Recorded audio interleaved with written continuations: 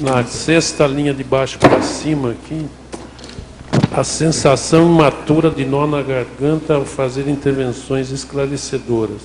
Você já passou por isso? Interação, a sensação? Sensação imatura de nó na garganta. Ah, sim, entendi. A sensação de nó na garganta, eu vejo assim, por duas maneiras.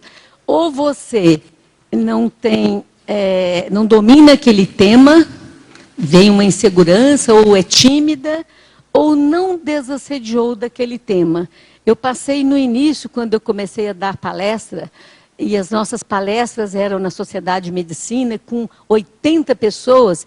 Quanto mais o professor Valdo falava aqui do Chico Xavier, que foi logo após a morte dele, reverberava e uberava. E eu aguentei tudo. Então, não dava um nó na garganta, mas dava um desconforto, porque eram 10 espíritas de alto nível kardecista a me ficar falando que é fé raciocinada. Então, você falava do paradigma, mas você está falando de uma fé raciocinada. Não existe Não isso. existe. Eu falava, mas eu não sou Valveira, né? Então, mas o problema não era o nó na garganta. Eu passava, não era impactoterapia, um pouco assim, brava. Né? E aí eu fui desdramatizando, eu vi que faltava o desassédio pelo tema. Sabe, eu não tinha que me irritar, eu tinha que estar na imperturbabilidade, mas eu fui conseguir isso depois de uns tempos. Outra vez que tiver, você fala com ele, não tem nada de fé raciocinada, hoje já tem até teologia espírita. Eles criaram a teologia espírita, não, mas isso já era. Isso já foi fazem escambau. 5 anos. Usa a palavra escambau. Fazem 6 Vocês já mandaram anos. Allan Kardec para o escambau. Olha, eles não perguntam mais essas perguntas. Então, ou eu desassediei do tema. Então, é possível acontecer, viu, Arlindo? Fé raciocinada é uma falácia. Efeitologia. Agora aqui, mesmo que o verbete da professora Selma se ater à docência conscienciológica, como transpô-la para os demais docências tradicionais, em ambientes com contrafluxos inúmeros? Alguma sugestão e novas ideias para o docente na realidade educacional tradicional atual?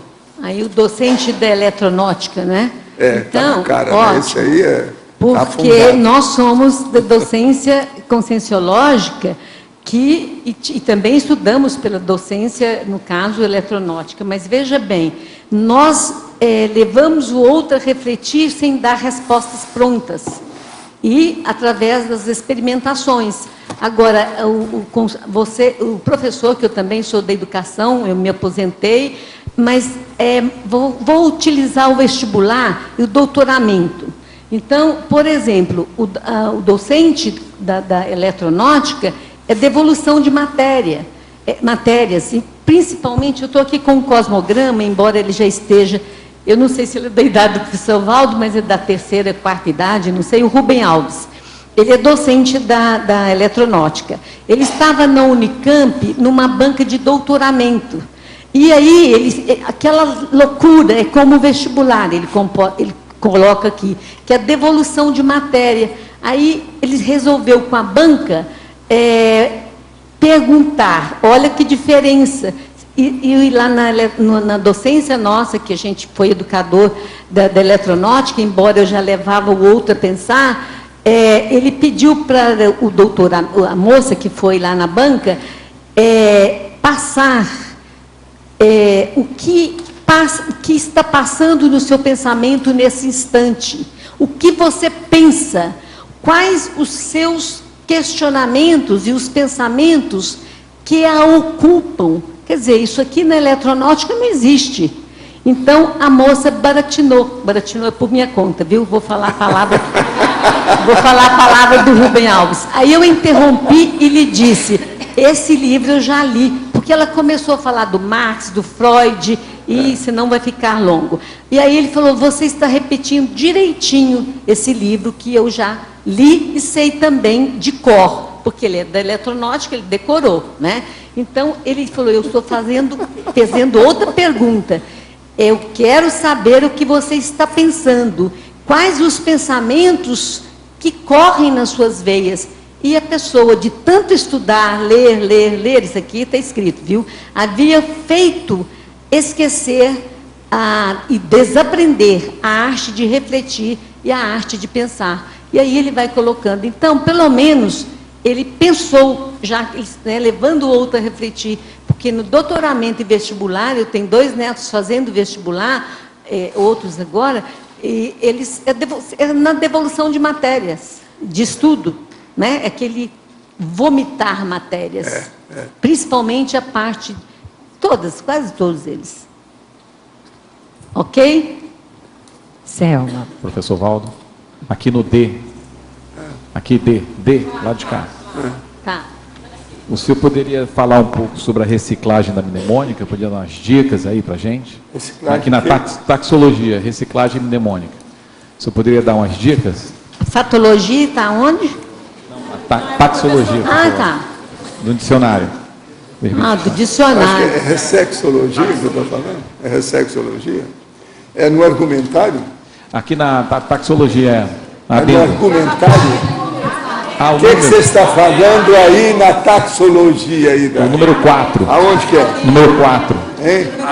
Número 4. Adendo número 4. Adendo número 4. Ah, sei.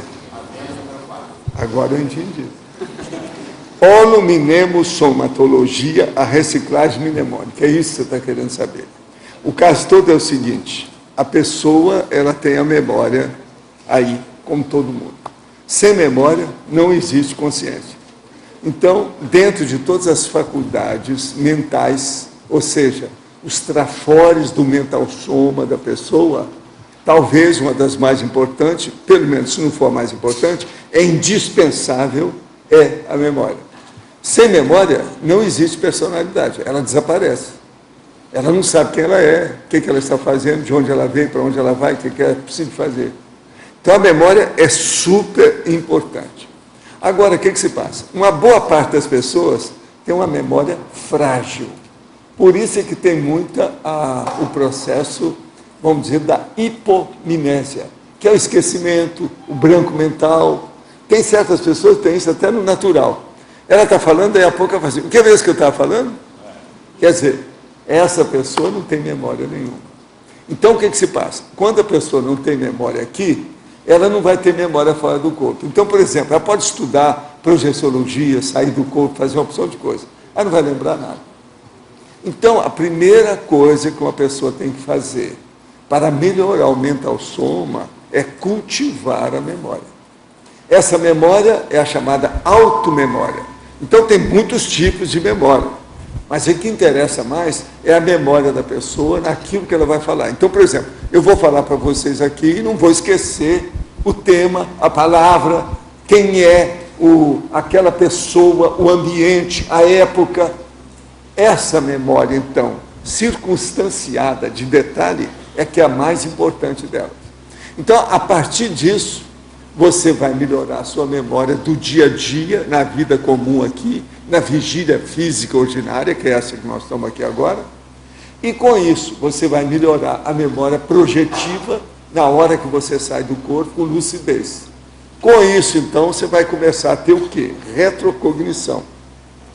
A maioria das pessoas tem retrocognição, mas são retrocognições patológicas, são doentias. Aquilo dá uma comorbidade, dá uma alteração da pessoa. Agora, nós temos que ter retrocognição sadia, homeostática, equilibrada.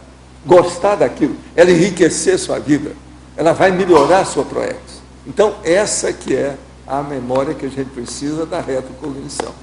Agora, juntando então a retrocognição com a memória atual e os problemas nossos de ter a memória projetiva, nós chegamos então na holomnemônica.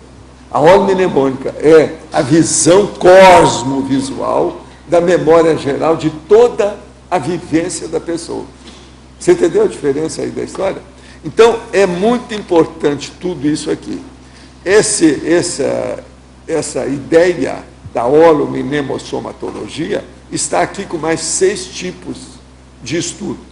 Essas 7 áreas de abordagem mais avançada cria a intraconscienciologia, capaz de esclarecer mais teaticamente, quer dizer, na vivência e na teoria, as reciclagens íntimas da consciência lúcida. Entende? Então, esse é que é o caminho que nós estamos chamando a atenção aqui. Agora, ó, é bom você ver, nós daqui a pouco, daqui 4 minutos, nós vamos fazer a euforização. É a mega euforizaciologia, que é o número 6. A reciclagem voliciolínica. É a reciclagem da energia da pessoa para ela se sentir bem, que também está dentro do processo da interconscienciologia. Hoje coincidiu aqui de estar falando na mega euforização no mesmo dia e junto também do seu tema, que bate também com o processo aqui da interconscienciologia. Às vezes coincidem, porque isso aqui é feito Isso é muito aleatoriamente, bom. mas às vezes coincide. A energia muda.